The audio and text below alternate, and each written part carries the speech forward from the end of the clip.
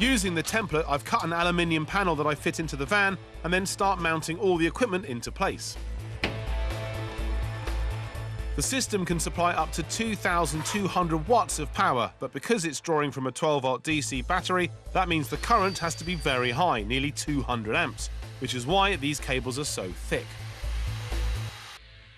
Now, when you're using crimp terminals as big as this, obviously doing it by hand is not really an option. You can get a nice big, well-levered tool like so, but it's even easier to use something rather clever like this. Just pop that in there, like so. It just crimps it up. And just crimp it one more time.